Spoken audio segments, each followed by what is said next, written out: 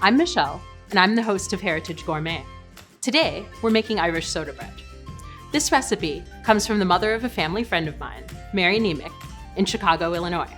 Mary's mom grew up in County Kerry, Ireland, and this is her recipe.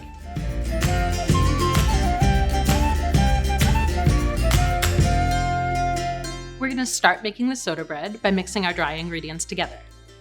So we have the flour, the sugar, baking powder.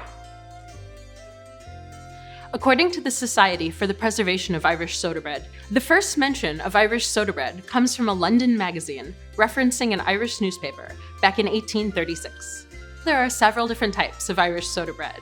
There's sweet, there's savory, there's white flour, there's wheat flour, raisins, no raisins. What they all have in common is their leavening agent, bicarbonate of soda, baking soda. The idea of using baking soda as a leavening didn't originate in Ireland. Precursors to what we now know as baking soda include potash or pearl ash or potassium carbonate. Basically, lye solids mixed with hardwood ashes. When the Great Famine hit Ireland in the 1840s, yeast became even harder to procure. Also, the Irish tended to use a softer type of wheat, often imported from America, as opposed to the British, who used a harder type of wheat. But it was discovered if you added baking soda to this soft wheat, it produced a reliable loaf of bread. There are two schools of thought regarding raisins and soda bread. I happen to be team raisin, but if you're not, that's okay. You can leave them out.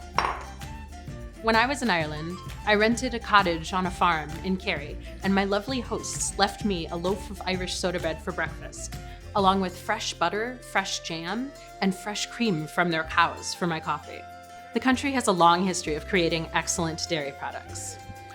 Legend has it that on May Day, a traditional spring holiday, the fairies might show up and steal your butter. According to the Irish Farmers Association, there are 18,000 modern-day dairy farmers in Ireland, all working to produce the butter and cheese products the country is known for. Speaking of butter, we're adding 2 tablespoons of cold cubed butter to our dough. And we're just gonna work it in until it resembles large crumbs. You can use a pastry cutter or 2 forks or just your fingers like me. It takes a minute or 2 to work the butter into the dough, especially if you're going around raisins. Perfect, that looks good. Now we're adding 2 beaten eggs to the dough. Okay. And you just wanna give that a good stir. Now to that, we're gonna add our buttermilk. Just kind of slowly stream it into the dough. Perfect.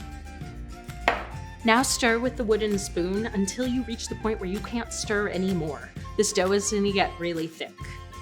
Now that most of our wet ingredients are incorporated, we're gonna turn the dough out onto a lightly floured surface and knead it just a little so that it comes together. You just don't want it to stick. It's a sticky, shaggy dough, but it should hold together. That looks good. Now that our dough has come together, we're gonna put it in a greased cast iron skillet. You want a 10 to 12 inch skillet. Just plop the dough in there. We're baking this bread in a cast iron skillet. Because of the way the cast iron retains heat, it's gonna give this bread a great crunchy exterior crust. Now we're gonna score the top of it with a sharp knife. We're gonna dot 2 tablespoons of butter over the top. This will help it to bake up all golden brown and crispy. So now this is ready to go in a 350-degree preheated oven for 45 minutes to an hour.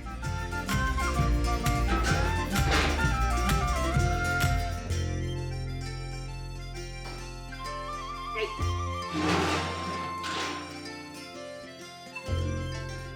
Now it's gonna cool for about an hour. It sometimes feels like in the United States, Irish soda bread is a special seasonal treat that proliferates in grocery stores and bakeries around St. Patrick's Day. But in Ireland, it's served year-round at casual family gatherings.